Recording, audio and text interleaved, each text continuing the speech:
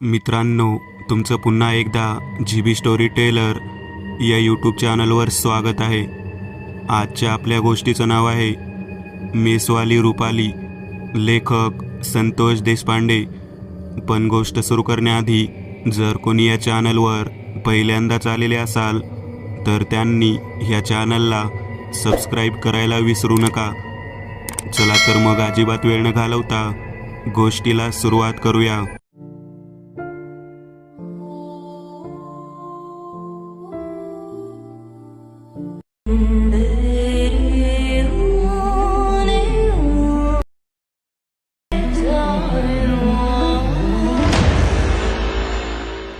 पहिली शिफ्ट आटोपून आम्ही कंपनीतून परत आलेलो होतो.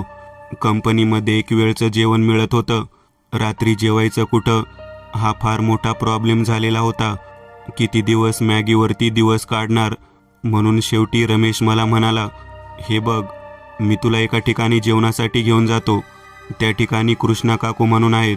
त्या जेवायला छान रुचकर भोजन बनवतात. आणि दुसरीकडे एक मेस आहे, परंतु ती मेस खूप लांब आहे. जाताना ओढा पण लागतो आणि त्यावरती एक पूल आहे. त्या पुलावरून जावं लागतं आणि त्या ठिकाणी रात्रीच्या वेळी अंधार असतो.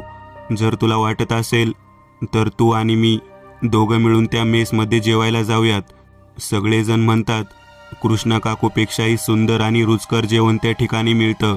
मी म्हणालो, एक लक्षात घे, आपण या ठिकाणी 6 जण राहतो. जर आपल्याला कोणी डबा जर इथपर्यंत पोहोच करत असेल तर आपण त्याला जेवण सांगू. तेव्हा रमेश मला म्हणाला, हे बघ वामन, जोपर्यंत 10 लोक होत नाहीत तोपर्यंत डबा देणं परवडत नाही, असं अगोदरच त्या रुपालींनी सांगितलं आहे. मी रुपालीचं नाव ऐकल्यानंतर त्याला म्हणालो, कोण रुपाली? तेव्हा रमेश म्हणाला, मेसवाली रुपाली. कंपनीच्या बाहेर लाकडी फळीवरती तिचा नंबर लिहिला आहे आणि नावसुद्धा लिहिलं आहे, मेसवाली रुपाली. मी तिलाच फोन केला होता. तेव्हा तिने सांगितलं की 10 जण असतील तर डबा पोहोच मिळेल. मला वाटतं आपण 6 जण आहोत. आपण सर्वजण मिळून एकत्रित जेवायला जाऊ. जेवण कसं आहे ते पाहू आणि मग ठरवू. आमच्या समवेत बाकीचे 4 जण, चंदन, नमन, रोहित आणि रवी एवढे जण यायला तयार झाले होते. आम्ही 6 जण मिळून जेवायला जायचं ठरवून निघालेलो होतो. साधारण 8:30 वाजून गेलेले होते. फ्रेश वगैरे होऊन आम्ही त्या गर्द झाडीतून वाट काढत काढत निघालेलो होतो. पुलावरून पलीकडे गेल्यानंतर अजून दाट गर्द झाडी दिसू लागली. मी रमेशला म्हणालो, तू या अगोदर कधी इकडे आलेला आहेस का? रमेश म्हणाला, हो, मी आलो आहे ना, परंतु रुपालीच्या मेसमध्ये कधी जेवलो नाही. अच्छा, म्हणजे तुला मेस कुठे आहे ते माहीत आहे? तेव्हा रमेश म्हणाला, नाही, मेस कुठे आहे ते माहीत नाही. फक्त या बाजूला बोर्ड पाहिला आहे. जुन्या काळातला लिहिलेला बोर्ड आहे. कौलारू मोठी इमारत आहे आणि बाहेरच्या बाजूला बसण्याची छान व्यवस्था आहे. आमचं बोलणं सुरू होतं तेवढ्या त्या ठिकाणी एक वयस्कर व्यक्ती आमच्या समवेत आली. आम्ही त्यांना विचारलं, रुपालीची मेस कुठे आहे हो? तेव्हा तो म्हणाला, अरे विचारताय काय, चला माझ्यासोबत, मी सुद्धा तिकडेच निघालेलो आहे. आम्ही म्हणालो, या ठिकाणी आवर्जून लाईट वगैरे कोणी लावलेली नाही का? तेव्हा ती वृद्ध व्यक्ती म्हणाली, अरे लाईटीकडे काय पाहता, जेवण किती महत्त्वाचं आहे आणि ते किती रुचकर आहे त्याकडे पहा. गॅसबत्ती असते तेथे. गॅसबत्तीच्या उजेडामध्ये छान जेवण करता येतं. जर गॅसबत्ती संपली तर कंदील असतो. त्या आजोबांना आम्ही म्हणालो, आजोबा, तुम्ही रोज येता का जेवायला? तेव्हा आजोबा म्हणाले, हो, आम्ही रोज येतो. माझ्या समवेत अजून 3 जण येतात, ते पुढे गेलेले आहेत. आम्ही आजोबांना विचारलं, तुम्ही कुठे राहता? तेव्हा आजोबांनी सांगितलं, लिंबाच्या चौकामध्ये आम्ही राहतो. ते ऐकल्यानंतर मी म्हणालो, आम्ही सुद्धा तेथेच मोठ्या चाळीमध्ये राहायला आहोत. मग आपण एकूण 10 जण होतोय, तर आपण तिला डबा द्यायला इकडेच बोलूयात. आजोबा म्हणाले, अरे वा, तुम्ही 6 आणि आम्ही 4, 10 जण झाल्यानंतर ती म्हणाली आहे की डबा देणं परवडतं. चालेल, मग रात्रीच्या वेळी इकडे येण्यापेक्षा तिकडेच डबा पाठवून देऊ म्हणून सांगू. मी आजोबांना आवर्जून नाव विचारलं, तुमचं काय नाव? तेव्हा आजोबा म्हणाले, हरिभाऊ. माझं नाव हरिभाऊ. माझ्यासोबत माझे 3 मित्रसुद्धा आहेत. ते अगोदर पुढे गेले आहेत. आम्ही सर्वजण वॉचमनचं काम करतो. ते सुद्धा शिफ्टमध्ये एक वेळ जेवण मिळतं. पुढच्या वेळेला मात्र आवर्जून बनवून खावं लागतं. परंतु दिवसभर काम केल्यामुळे बनवत बसण्यापेक्षा त्या मेसवाल्या रुपालीकडे जातो. खूप सुंदर आणि रुचकर जेवण असतं. एकदा जेवलेला माणूस हा कधीच परत दुसरीकडे जेवायला जात नाही. आमचंच बघा ना, जवळजवळ 12 वर्ष झालं आम्ही तिच्याकडे जेवायला जातोय. मी हे ऐकल्यानंतर म्हणालो, 12 वर्ष झालं तुम्ही तिच्याकडे जेवायला जाता? तेव्हा हरिभाऊ म्हणाले, होय 12 वर्ष झाले आम्ही तिच्याकडे जेवायला जातोय. परंतु तिचं नाव तर एखाद्या मुलीप्रमाणे वाटतं, मेसवाली रुपाली म्हणून.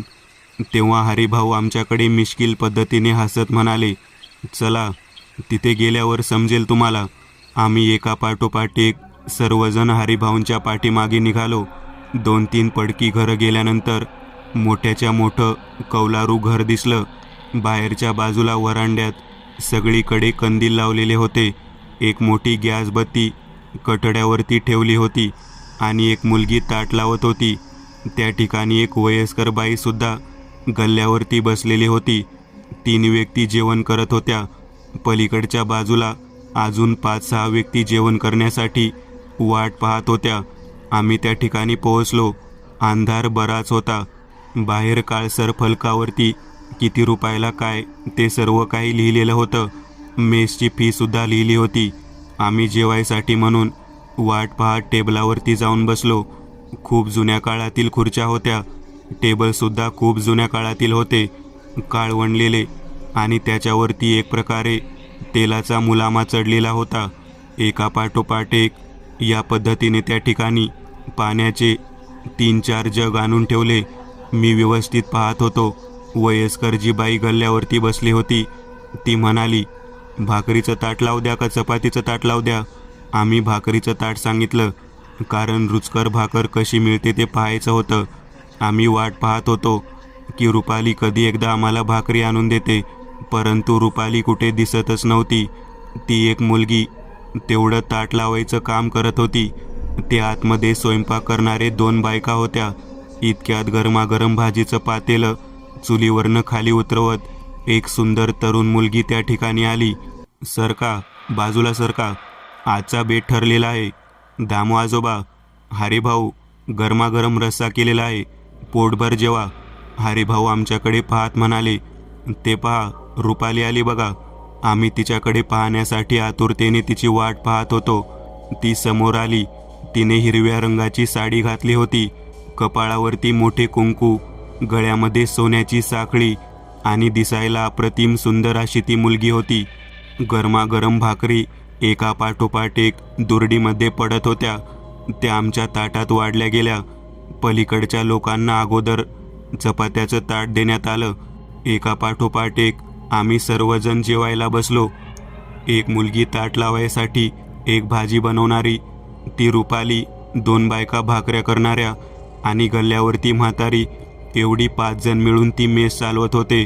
एका पाठोपाठ एक असं करत आम्ही सर्वजण जेवायला बसलो. गरमागरम भाकरी स्वतः रुपाली आणून ताटामध्ये वाढत होती. 1 नव्हे, 2 नव्हे, 3 भाकरी झाली तरी भूक भागत नव्हती. तिच्या चेहऱ्याकडे पाहिल्यानंतर एक अनामिक पद्धतीचं सौंदर्य दिसत होतं. रमेश मला म्हणाला, तिच्याकडे काय पाहतोस रे, ताटाकडे पहा आणि पोटभर जेवण कर. जेवण झाल्यानंतर हात वगैरे धुतले आणि गल्ल्यावरती गेलो.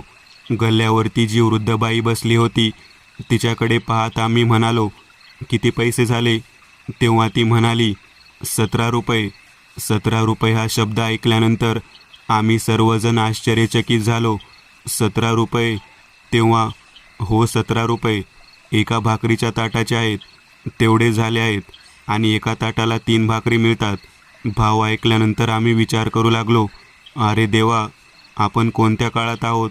90 रुपयाला कमीत कमी एक वेळचं जेवण मिळतं, इथे तर 17 रुपयाला. हे कसं काय शक्य आहे? आम्ही त्या म्हाताऱ्या आजीकडे पाहत म्हणालो, अहो आजी, 117 रुपये म्हणायचे आहे का तुम्हाला?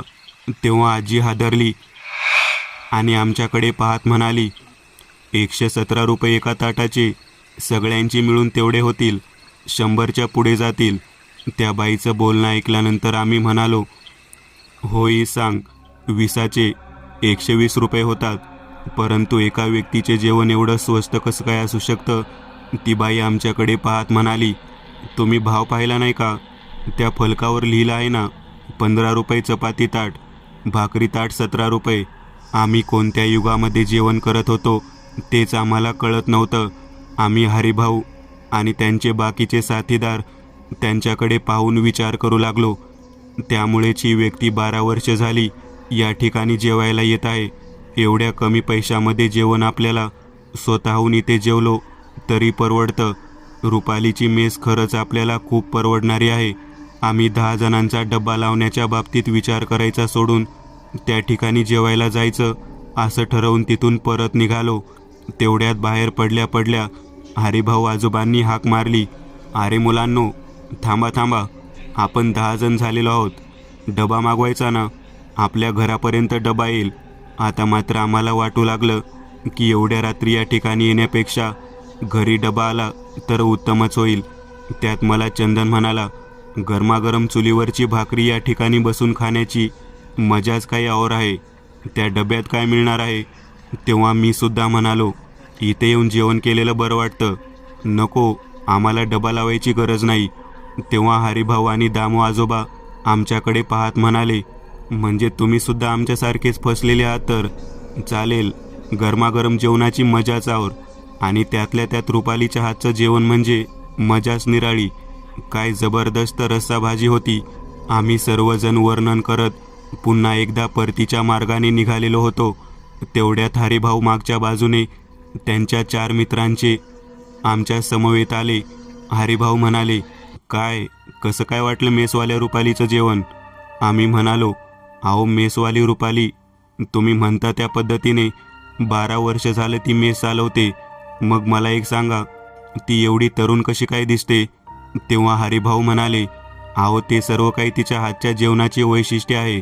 जो व्यक्ती तिच्या हातचं जेवण जेवतो त्याचं वय वाढत नाही.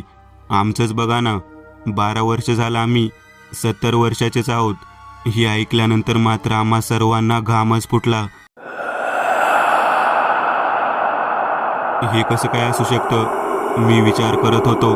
आम्ही आमच्या घराच्या दिशेने निघून गेलो. जेव्हा आम्ही पोहोचलो तेव्हा आमच्या घराच्या खालच्या बाजूला लिंबाच्या चौकामध्ये ते 4ही म्हातारे पुरुष आम्हाला दिसू लागले. दामू आजोबा, हरिभाऊ, त्यांच्यासोबत असलेले 2 जण, नाना आणि प्रभाकर, हे सुद्धा दिसत होते.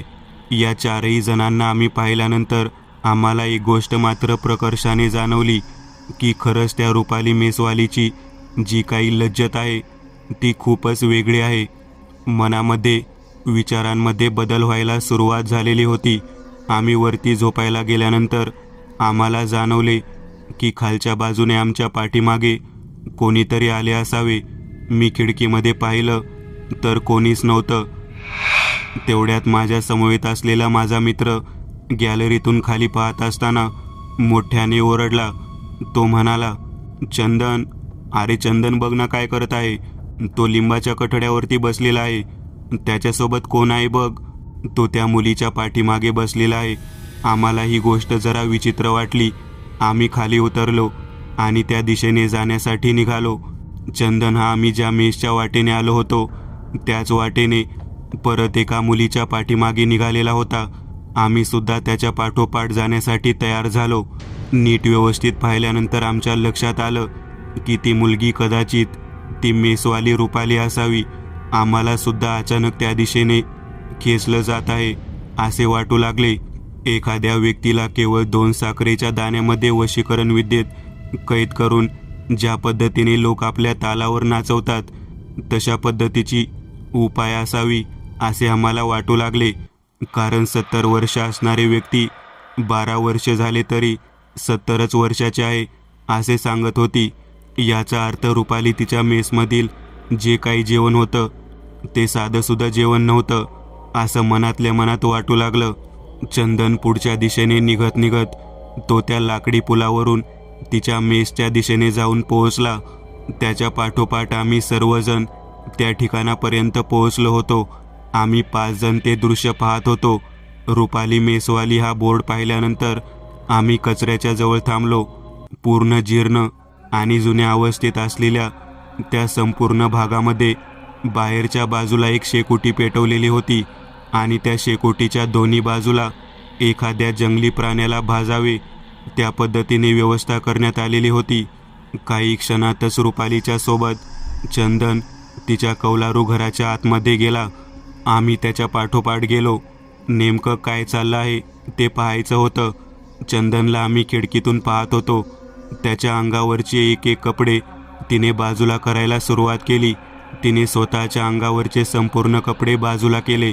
रुपाली तिच्या अप्रतिम अशा तारुण्यामध्ये भरून निघालेल्या तरुण मुलीप्रमाणे आम्हाला दिसत होती. तिने चंदनला आपल्या शरीराने स्पर्श करायला सुरुवात केली. चंदन तिच्या अंगाला बिलकुल घट्ट मिठी मारून तिच्या शरीराला उत्तेजित करण्याचा प्रयत्न करत होता. आम्हाला सुद्धा ती क्रिया खूप आवडू लागलेली होती आणि इतक्या चंदन मोठ्यांदा ओरडला. समोरचा प्रकार चालू होता तो आम्ही पाहत होतो. आम्हाला तो आवडत होता, परंतु आम्हाला हे कळत नव्हते की अशा पद्धतीची गोष्ट तिथे का घडत आहे. आम्ही जे अन्न खाल्लं होतं ते खरंच वशीकरण विद्येमधलं अन्न होतं का काय असं आम्हाला वाटत होतं. रमेश माझ्याकडे पाहत म्हणाला, मला वाटतं हे जे काही चाललेलं आहे ते एका विशिष्ट विधीप्रमाणे सुरू आहे. तेवढ्यात आमचं लक्ष मेसच्या बाहेरच्या बोर्डावरती गेलं. रुपाली मेसवालीच्या जागी रूपा आली मेसवाली असं त्या ठिकाणी लिहिलेलं होतं. हे सर्व लिहिलेलं पाहिल्यानंतर मात्र नक्कीच काहीतरी वेगळा प्रकार आहे हे लक्षात आलं. खालच्या बाजूला दिनांक 1 मे 1975 असं त्या ठिकाणी लिहिलेलं होतं. आम्ही विचार केला, हा नेमका प्रकार काय घडत आहे. 1975ची तारीख या ठिकाणी लिहिली आहे. आज तर आपण 2024च्या काळामध्ये आहोत. तब्बल 50 वर्षापूर्वीची ही घटना आहे.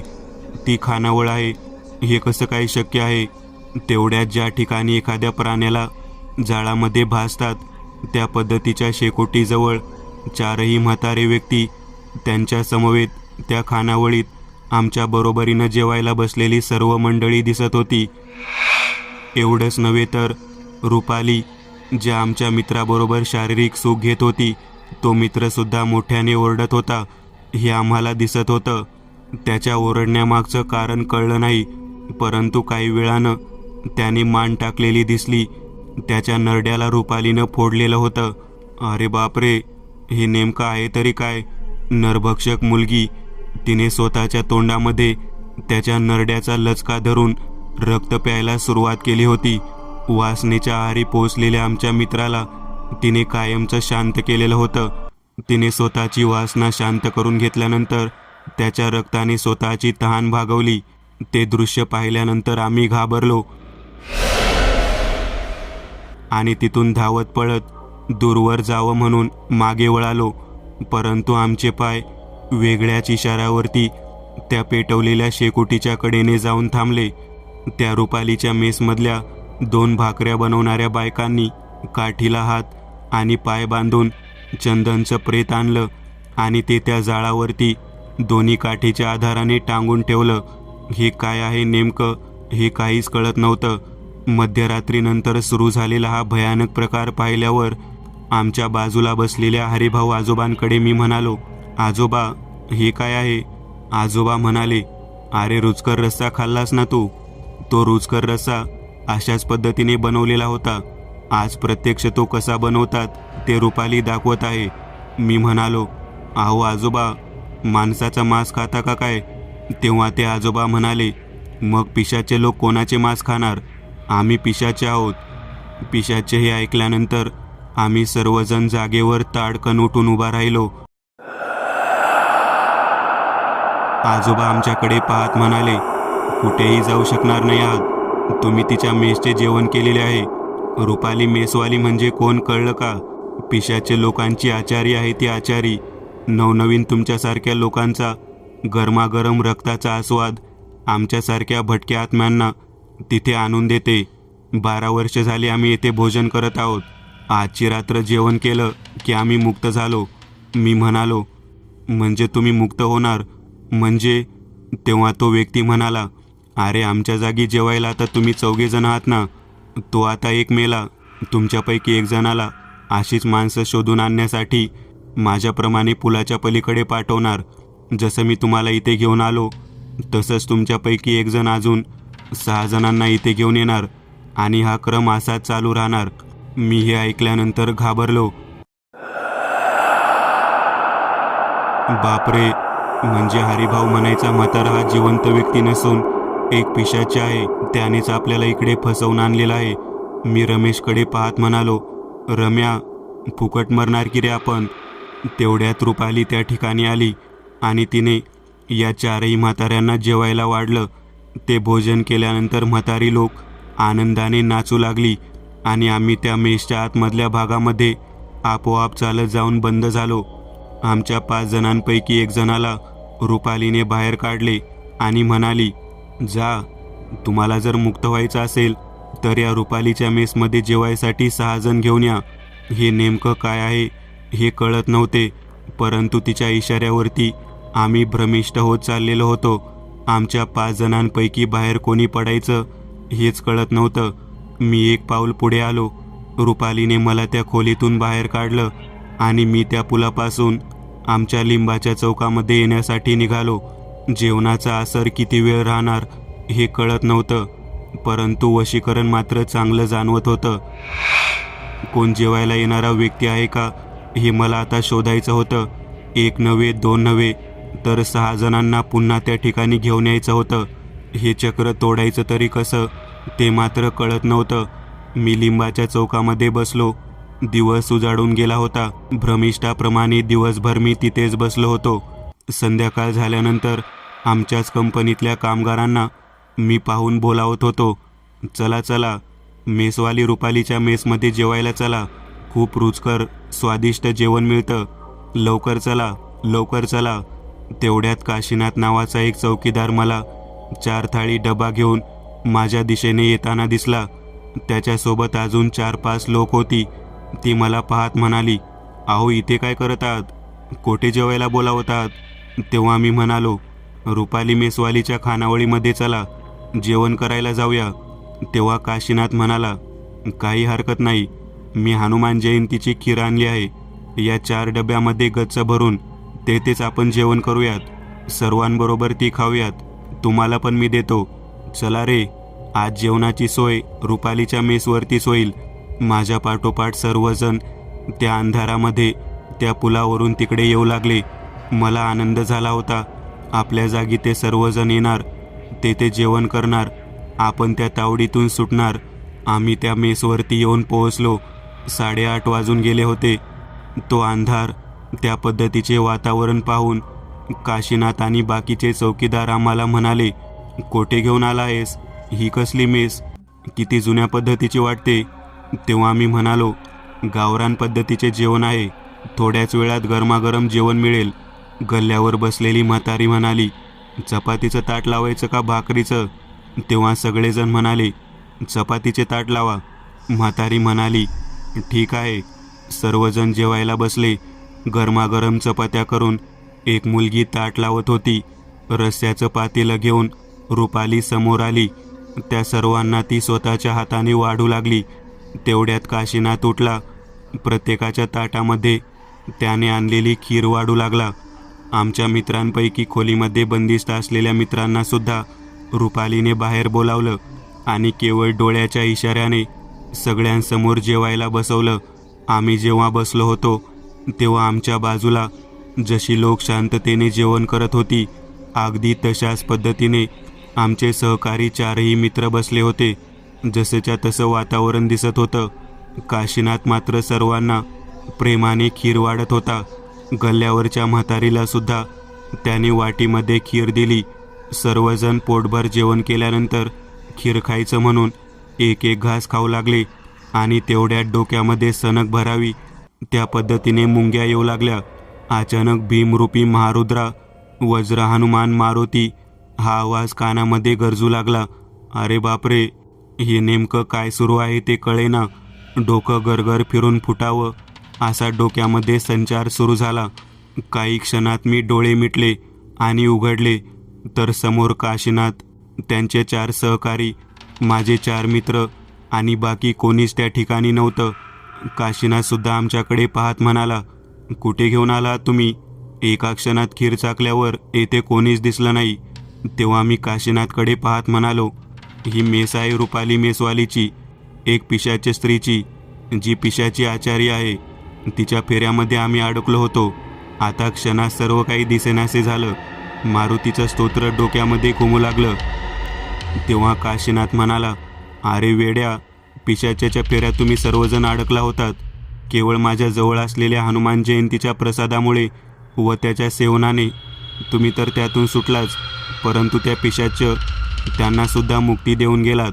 रुपाली मेसवाली हा बोर्ड पाहत असताना आम्हाला एक मात्र जाणवलं की कधीही नवीन जागी नवीन ठिकाणी जात असताना सोबत पवित्र गोष्ट असणं गरजेचं आहे, जी आमच्या समवेत नव्हती आणि काशीनाथच्या समवेत होती. जणू काही बजरंगबलीनेच आमच्या सर्वांची सुटका केली होती. मित्रांनो, आज पुरतं एवढंच. तुम्हाला जर काही गोष्ट आवडली असेल तर नक्की लाईक करा. तुमच्यापैकी बरेचसे जण व्हिडिओ लाईक न करताच पळून जातात, पण हा जर व्हिडिओ तुम्ही लाईक केला तर मला जरा बरं वाटेल आणि असेच भारी भारी व्हिडिओ बनवायची माझ्यात एनर्जी येईल. त्यामुळे नक्की लाईक करा आणि अजूनही कोणी या चॅनलला सबस्क्राईब केलेलं नसाल तर लगेच सबस्क्राईब करून टाका आणि बाजूची घंटी ती मात्र दाबायला विसरू नका. देवाची घंटी आहे ती. चला तर मग पुन्हा भेटूया अशीच एक आगळी वेगळी गोष्ट घेऊन पुढच्या